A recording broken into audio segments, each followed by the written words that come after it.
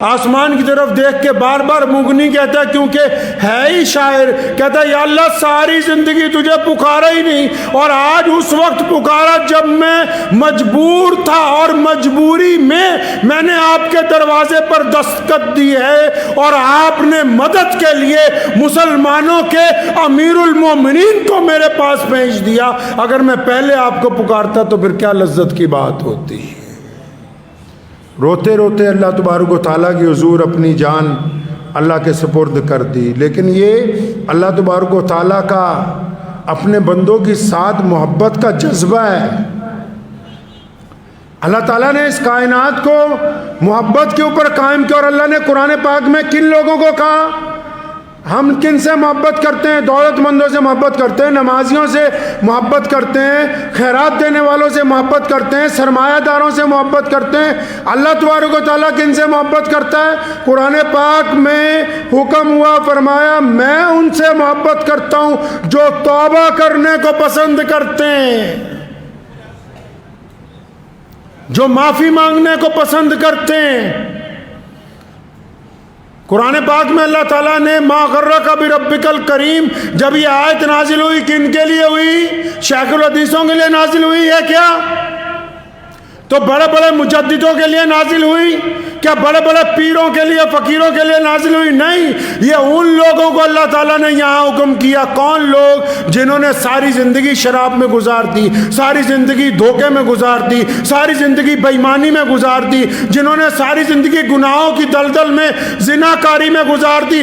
دنیا جن سے نفرت اس لیے کرتی ہے کہ یہ گنہگار ہیں، اللہ ان سے محبت اس لیے کرتے ہیں کہ وہ اللہ تبارک و تعالیٰ کے بندے، اور اللہ چاہتے ہیں کہ میرا بندہ میری طرف واپس آ جائے۔ یہ تو لوگوں نے کہا کہ جو گنہگار ہے وہ اب کیا کرے گا عبادت کر کے، گنہگار کیا کرے گا رب کو پکار کے۔ لیکن اللہ نے کیا کہا گنہگاروں کو؟ اللہ نے کہا کہ میں تو انتظار کر رہا ہوں تمہارا، میں تو منتظر ہوں اپنے بندے کا۔ اللہ تبارک و تعالیٰ انتظار میں، ہم نے معیار کو بدل دیا۔ ہمارے نزدیک اللہ والا کون ہے جی؟ اللہ والا کون ہے ہمارے نزدیک؟ اللہ کس سے راضی ہے؟ ہم یہ سمجھتے ہیں جن کے پاس دولت زیادہ ہے اللہ شاید ان سے راضی ہے۔ دولت کا زیادہ ہونے کا مطلب یہ نہیں کہ اللہ آپ سے راضی ہے، خوبصورت ہونے کا مطلب یہ نہیں کہ اللہ آپ سے راضی ہے، اگر آپ بہترین بیان کر رہے ہیں اس کا مطلب یہ نہیں کہ اللہ آپ سے راضی ہے، آپ غریبوں میں پیسے ڈال رہے ہیں اس کا مطلب یہ نہیں کہ اللہ بھی آپ سے راضی، مسجد بنا رہے، مدرسہ بنا رہے، یہ نہیں کہ اللہ آپ سے، یہ اس بات کی دلیل نہیں ہے۔ اللہ کس سے راضی ہے؟ اللہ کی ناراضگی کی علامت کیا ہے؟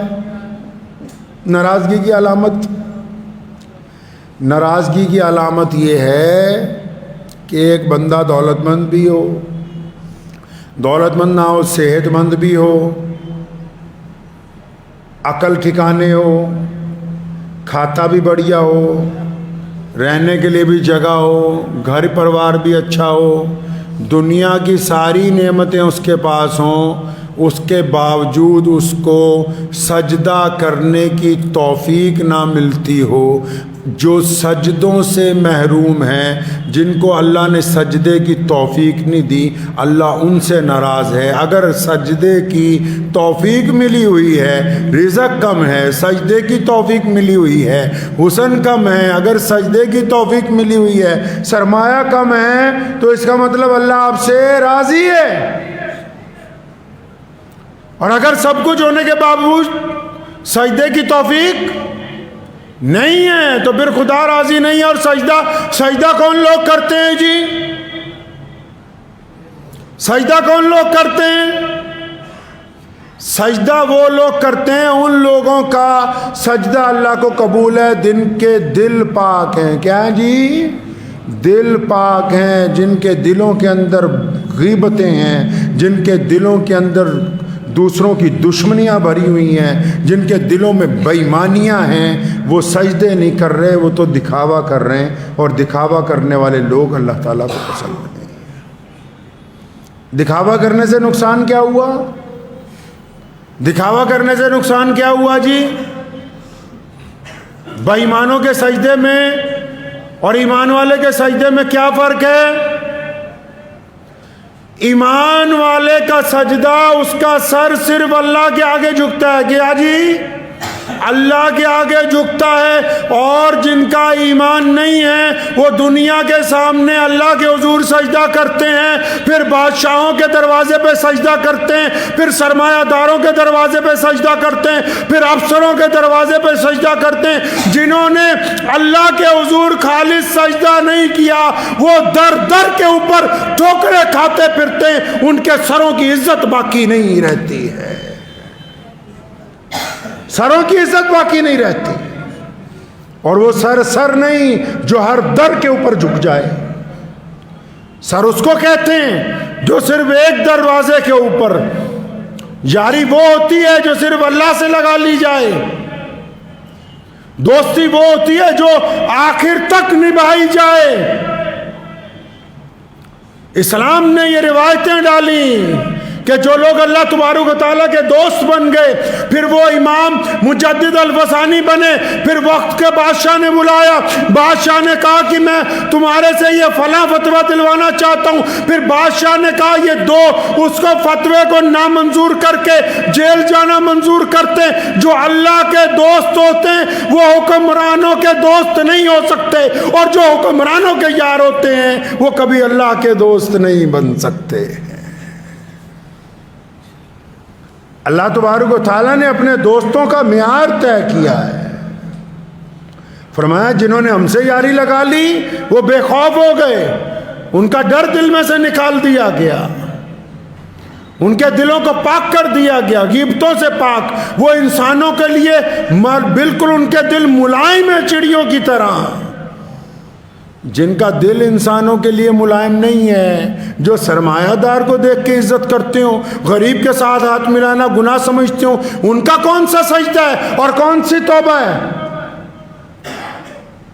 نبی اکرم صلی اللہ تعالیٰ علیہ وسلم نے اسلام کی ابتدا میں دنیا کے جن رسموں کو ختم کر کے اعلیٰ روایات کو قائم کیا، ان میں پہلی روایت اللہ اور اس کے رسول کی اتباع، اور اس کے بعد پوری دنیا کے لوگوں کو برابری کا درجہ دینا ہے، رنگ و نسل کے بھید بھاؤ کو ختم کرنا ہے، اونچ اور نیچ کے بھید بھاؤ کو ختم کرنا ہے۔ اگر کوئی بندہ یہ کہتا ہو کہ میں اللہ والا ہوں، مجھے اللہ سے محبت ہے، اور وہ اللہ کے بندوں سے نفرت کرتا ہو، تو پھر اس کو ابھی اللہ سے محبت ہوئی نہیں ہے، یہ بندہ جھوٹ بول رہا ہے۔ اور اللہ کے بندوں سے جب محبت کی جاتی ہے نا، تو پھر اس میں امیری اور غریبی کا معیار طے نہیں کیا جاتا، اس میں ہندو مسلمان سکھ عیسائی کا معیار، اس میں سچ اور جھوٹ کا معیار طے کیا جاتا ہے۔ جو لوگ ایماندار ہوتے ہیں وہ ایمانداروں کا ساتھ دیں گے، جو دیانتدار ہوتے ہیں وہ دیانتداروں کا ساتھ دیں گے، جو پاکیزہ ہوتے ہیں وہ پاکیزہ لوگوں کا ساتھ دیں گے۔ اس میں یہ نہیں دیکھا جاتا کہ یہ فلاں میرے مذہب کا ہے تو میں اس لیے اس کا ساتھ دے دوں کہ یہ غلط کام کر رہا ہے کہ یہ میرا ہم مذہب ہے۔ اسلام نے ان رسموں کو نہیں رکھا، اسلام نے اعلیٰ روایات کو قائم کیا ہے۔ تو بندہ جو ہے، بندے کو اگر پوری دنیا سے بھی مایوسی مل جائے تو اس کو چاہیے کہ اپنے رب سے کبھی مایوس نہ ہو۔ اللہ فرماتے ہیں کہ میں اپنے بندے کے غمان کے ساتھ ہوں۔ کس کے ساتھ ہیں جی؟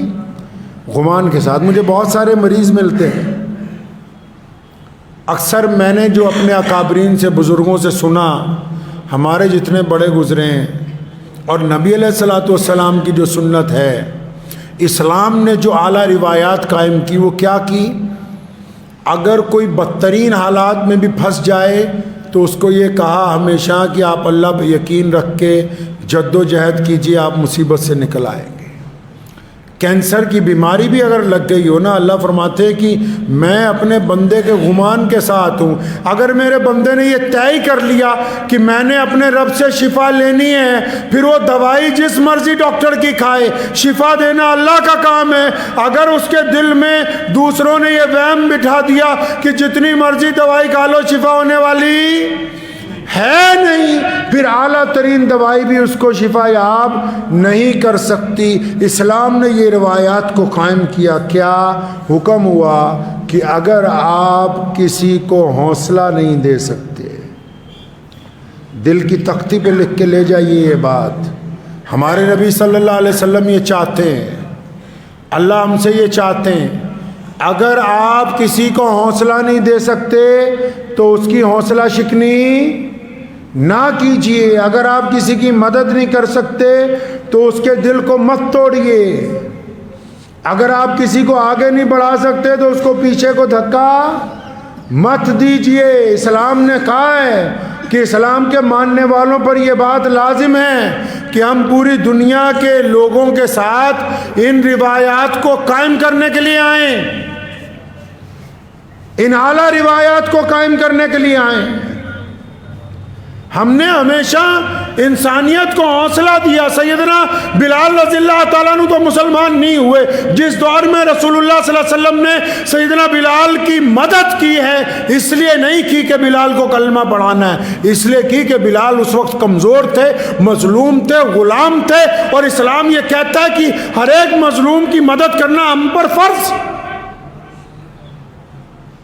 اسلام نے ان اعلیٰ روایات کو دنیا تک پہنچایا ہے. اس بات کو ذہن نشین کر لیں کہ لوگوں کی ہمت نہ توڑیں، پڑوسیوں کی حوصلہ شکنی نہ کریں، کسی کو ڈرائیں نہیں، خوف زدہ نہ کریں. ارے بندہ وہ ہوتا ہے جو کسی کا ساتھ دے دے. چغلی کرنا آسان کام ہے، غیبت کرنا آسان کام ہے، پیٹھ پیچھے برائی کرنا آسان کام ہے، کسی کے ساتھ یاری نبھا دینا مشکل کام ہے. لیکن ذکر یاروں کا ہی ہوگا. قیامت تک ذکر کن کا ہوگا جی؟ یاروں کا ہی ہوگا. چاہے آپ نے محبت اللہ سے کی ہو، رسول اللہ صلی اللہ علیہ وسلم سے اور رسول اللہ صلی اللہ علیہ وسلم کے اصحاب سے، ذکر صرف انہی کا ہونا ہے جنہوں نے یاری نبھائی ہے. اور پھر جو اللہ اور اس کے رسول کے لیے لوگوں سے محبت کرتے ہیں، اللہ اور اس کے رسول کے لیے جب عوام سے محبت کرتے ہیں، اللہ ان کے دل میں سے خوف کو نکال دیتا ہے. اور دنیا میں انسان وہی کامیاب ہے جو بزدل نہیں ہے، جن کے دلوں میں اندیشے ہیں، جن کے دلوں کے اندر خوف ہے، جن کے دلوں کے اندر ڈر ہے. وہ نہ کاروبار کر سکتے ہیں اچھا، نہ وہ گھر کے اندر اچھے معاملات رکھ سکتے ہیں، نہ سماجک ویوستھا کے اندر اچھا بن سکتے ہیں. اس لیے اگر آپ اپنے دل کو پاک کرنا چاہتے ہیں تو اللہ فرماتے ہیں کہ میرے آگے سجدہ کرو. کون سا سجدہ؟ جس میں سے لوگوں کی برائی کو سجدے سے پہلے نکال کے باہر پھینک دیا ہو، ایسا سجدہ ہونا چاہیے. تو دعا کیجیے اللہ تعالیٰ مجھے اور آپ سب کو توبہ کرنے والوں میں شامل فرمائے. کریں گے انشاءاللہ. اللہ ہم سب کو ہمہ وقت توبہ کرنے والے. دو لوگ پسند ہیں، ایک توبہ کرنے والا فرمایا، دوسرا پاک رہنے والا. ایک توبہ کرنے والا، دوسرا پاک رہنے والا. دو لوگ اللہ تبارک و تعالیٰ کو بڑے پسند ہیں.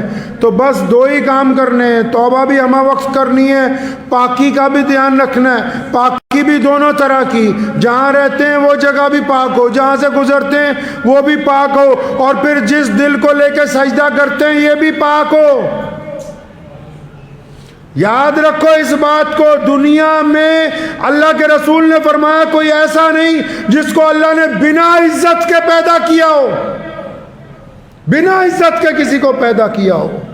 دنیا میں جتنے لوگ پیدا ہوئے، چاہے مرد ہیں چاہے عورتیں ہیں، چاہے وہ تیسری نسل ہے جن کو مخنث کہتے ہیں آپ، جتنی بھی مخلوق ہے دنیا کے اندر، پھر چاہے جانور ہیں، چرندے پرندے، درخت، ہوا، اللہ نے کسی کو بنا عزت کے پیدا ہی نہیں کیا. تو اس لیے کسی کی بے عزتی کرنے کا حق ہمیں نہیں ہے. اگر آپ چاہتے ہیں اللہ کی مدد آئے تو لوگوں کے دل دکھانے بند کر دیجئے.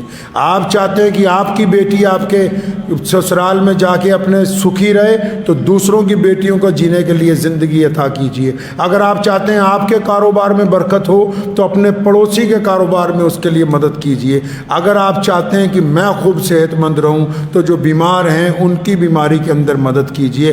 جب تک آپ اللہ اور اس کے رسول کی رضا کے لیے دوسروں کی مدد نہیں کریں گے, اگر دکھاوا کریں گے کچھ ہونے والا نہیں ہے. اگر آپ دوسروں کی مدد اس لیے کرتے ہیں کہ میں ان کی ہمت بڑھا رہا ہوں, ان کا حوصلہ بڑھا رہا ہوں, کوئی بندہ اتنا خوف زدہ ہوتا ہے جینے کی امید چھوڑ دیتا ہے, اور آپ اس کو جینے کا راستہ دے دیں, اللہ پھر آپ کے لیے دنیا بھی آسان فرما دیں گے اور آخرت بھی آسان فرما دیں گے. دعا کیجیے اللہ تعالیٰ مجھے اور آپ سب کو ان باتوں پہ عمل کی توفیق عطا فرمائے. وآخر دعوانا ان الحمد للہ رب العالمین.